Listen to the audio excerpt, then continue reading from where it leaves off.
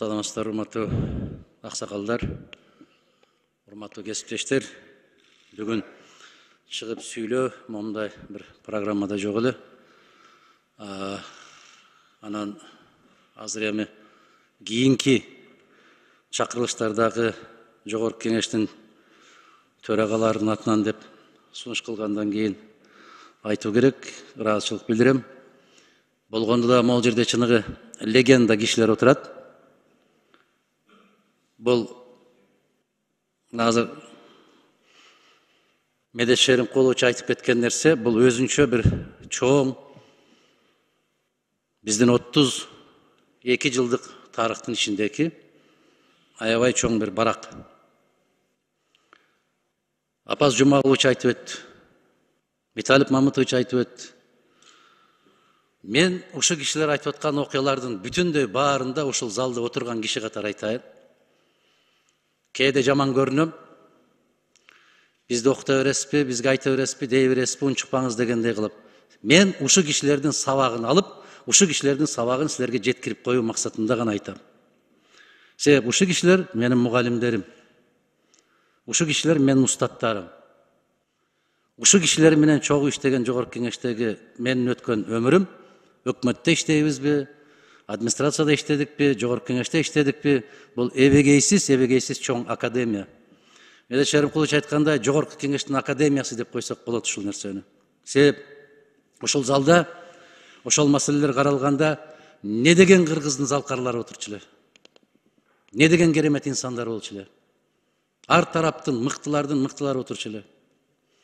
Кыргыз касиетинен айтсаңыз, Эстебес Турсуналиевди тургуза коет элеңиз, туурабы, Медет Шеримкулович?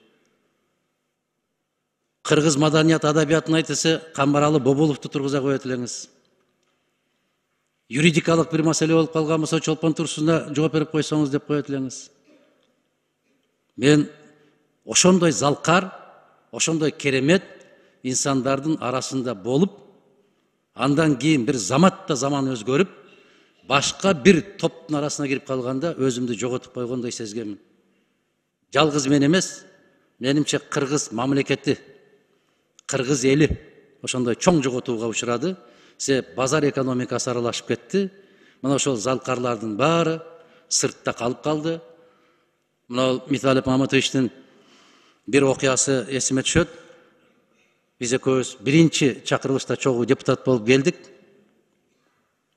Ноокат районунан келгендер билсе керек, бирок азыр ал жомок Виталий Мамытович. Ушу кишини аябай жакшы көргөн, ушу кишиге аябай ыраазы болгон, ушу киши депутат болсо экен деп бир азамат жакшы ниет, жакшы ниети менен бир кичине белек алып бара коюп үйгө таштап коюптур да, белек алып барып. Ушул белекти колдонуп депутаттыкка барыңыз дегенде, ушу кишинин айткан сөзү бүгүнкү күнгө чейин легенда. Легендалар биздин арабызда жүрөт, бирок ушуларды биз азыр байкабай калдык дагы, тааныбай калдык. Легенда башка жака өтүп кетти да. Мына ушу кишинин айтканы, эгерде мен ушул белекти таратып депутат болуп, бизди сатып алып кетти дегенден көрө мен кеттим Бишкекке, кайрадан өзүмдүн жумушумду кылам, мен депутат болуп барбайм деп баш тарткансыз, туурабы, Виталий Мамытович? Мана эрдик. Мына чыныгы баатырдык. Мына ушу киши мен кантип бирөөдөн барып суранып, мен депутаттык мандат мени колдоп койчу деп кантип суранам деген, бул азыркы заманда айтсаң бул жомок да. Мына баалуулуктар кайсы тарапка кетип калды. Биз Алмамбет Матубраевич менен бу киши эл өкүлдөр жыйынында, мен мыйзам чыгаруу жыйынында бир учурда биринчи чакырылышка талапкер болуп калдык. Бир гана жолу жолуктук, Мырзакеде жолугуп калдык. Себеп мен бир айлампадан кийин кечигип келдим.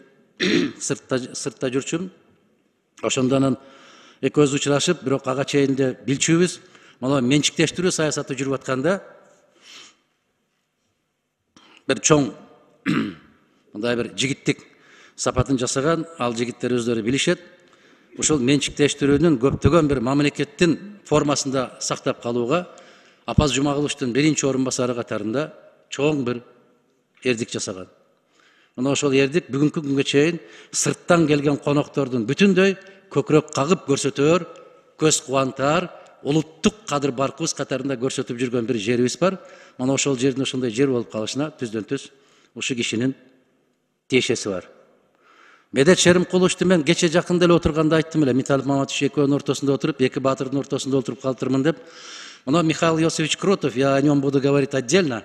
Я безумно рад, что именно в таком торжестве принимает участие Михаил Иосифович. Он в этом зале не раз принимал участие в исторических событиях. Безусловно, без преувеличения, в исторических событиях, безусловно, был свидетелем, и не только свидетелем, наверное, одним из генераторов вот этих идей.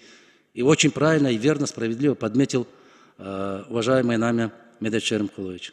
Вот эта фотография сегодня в Таврическом дворце до сих пор, как история возникновения, появления Межпарламентской ассамблеи Содружества независимых государств до сих пор висит. К сожалению, у нас в Кыргызстане нет таких музеев. Biz geçekibizdi bilbeybiz. Алар илип койгон. Кыдыратып, мен мына Жусуп мырзага көрсөттүм өткөндө Питерге барганда. Кыргыз парламентинин кадыры эбегейсиз жогорку деңгээлде болгон, бүгүнкүдөй болгон эмес деп. Биздин парламент менен казак парламенти, өзбек парламенти, белорус, армян, грузин парламенттердин баары. Мына Медет Шеримкулович өз башында турган кишилерге вертолет жиберип, Карабахка ошо кишилер вертолет менен учуп барган. Ким барган? Кыргыз жогорку кеңешинин депутаттары барган. Эмне үчүн? Biz ушуларга гана ишенебиз, ушулардын айтканына моюн сунабыз деп, муну Бишкек декларациясы менен жаңылбасам 5-май, 3-май эле Медет Шеримкулович. 5-май, Мына ошо 5-майдагы болгон окуя. Муну ошол Кыргыз декларациясы менен кече 2 жылга чейин бир да ок атылбай, Армян-Азербайжан согушу токтоп турганын күчү Бишкек декларациясында турат. Ушул жерде кол коюлган. Ушул делегацияны атайын самолет жалдап, атайын вертолет менен учуп барышып, эки элдин ортосуна түшкөн ушул биздин депутаттар. Бүгүн өзүбүздүн мамлекеттеги болгон жерге бара албай атабыз биз депутаттар. Эки дүйнөлүк өлкөнүн ортосуна Кыргыз парламенти барып түшкөн вертолет менен. Бул да тарых. Булар боюнча дагы биздин кабарыбыз жок. Булар боюнча дагы айтпайбыз. Бирдеме болсо эле биринчи жолу самолет учту, биринчи жолу асфальт төшөлүп атат. Жок. Буга чейин улуу дүйнөлүк иштер болуп келген. Эгер биз билбесек, демек ал нерсе болбоду деген нерсе эмес да. Михаил Иосифович долгие годы возглавлял именно секретариат Межпарламентской ассамблеи. То, что до сих пор у нас, помимо исполнительной ветви власти, в межгосударственных отношениях, именно в межпарламентских отношениях сохранилась та добрая, традиционная, родственная отношение со всеми государствами, это, безусловно, заслуга его генерального секретаря, первого генерального секретаря, именно Михаила Иосифовича Кротова. И вот сзади сидит супруга. Поприветствуем. Супруга, великолепная женщина, великолепная художница. Она пропагандирует кыргызские земли там, в Петербурге. Ее творение, как описывает кыргызские земли, наши горы, наши озера, наши прекрасные чудные земли, это как раз она каждый раз проводит и выставки, восхваляя, прославляя именно нашу благодатную кыргызскую землю, наш край. За что я хочу выразить вам огромную отдельную благодарность. Спасибо вам большое. Мне очень приятно. Эми бул жердеги отурган ар бир кишилер жөнүндө айта берсек көп маселе. Апаз Жумалович, сиз ушул жерде тура берчисиз, 4 саат турчусуз, 5 саат турчусуз. Мына азыр билесизби, 30 жаштагы балдар дагы турбайт сиз сыяктуу бул жерде. Кыздар дагы турбайт. Ошол жерден отуруп алып, керек болсо ордунан отуруп алып жооп берип коет. Сиз ушул жерде 4 саат түшкө чейин, түштөн кийин 5 саат турчу. Түнкү саат 2-де сессиялар болчу, түнкү саат 2-де да Апаз Жумалович ушул жерде турчу. Могул жерде бир да жолу мен көргөн жокмун. 10 жыл депутат болуп отуруп, бир да жолу көрбөдүм. Апаз Жумалович премьер-министр катарында 3 жолу премьер-министр болуп келди. Бир да жолу отуруп алып суроо берген, жооп бергенин көргөн жокмун. Сиз билбейсиз деген сөзүн да уккан жокмун. Могул жерде биз ошондо 30 жаштагы жигиттер элек. Каттуу суроо берген болсок дагы кечирип коесуз, ушул сурооңузду бир кайталап коесузбу? Мен ушул сурооңузга мен өзгөчө жооп берсем болобу? Момундай деген залкар мамилелер болчу да. Сатын Дүйшөн эсиңиздеби? Сиздин эсиңизде да. Кандай залкар? Мен ошондо суктанчумун, мен ушулардан сабак алчумун. Бирок азыр андай жок, Апаз Жумалович. Анын чети да калган жок. Сессияга жалаң министрлер келип, өкмөттүн жетекчиси келип жооп берчү, азыр бөлүм башчылары келет. Эркин Турмулдугазиевич. Бөлүм башчылары келет.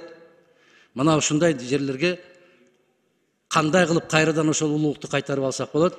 Биз биринчи ошол төрагалардын, жогорку кеңештин тарыхын ордуна коюп, тарыхын изилдеп келип, аны кайрадан жана Апаз Жумалович айткандай, ким болсо дагы бардык жоопкерчилик жогорку кеңештин башында дегендей, ошол жоопкерчилигибизди баарыбыз сезгенде ошол болот. Төрагалар көп болот экен. Кимди билесиңер десе, легендарлуу 12-чи чакырылыштын төрагасы деп Медет Шеримкуловичти айтабыз. Биринчи чакырылыштын төрагасы деп Алмамбет Матубраимовичти, Мукар Чолпонбаев, Мукар Шалтаков Чолпонбаев деген мыйзам чыгарууда бизде болду, бул киши эл өкүлдөрүндө болду. Ошол нерселердин баары куттуу болсун.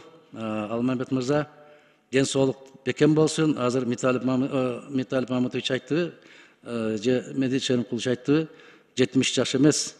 Эгер Мамбет Мамакеевичти эстей турган болсок, 70 жаш жигиттин орто өмүрү экен ошол. Ошондой болсун, куттуу болсун, ийгилик болсун. Аманчылыкта дайым жогорку кеңештин желеги бийиктиктен желбирей берсин. Элибиз аман, жерибиз бүтүн, асманыбыз ачык болсун. Рахмат, бар болуңуздар. Рахмат.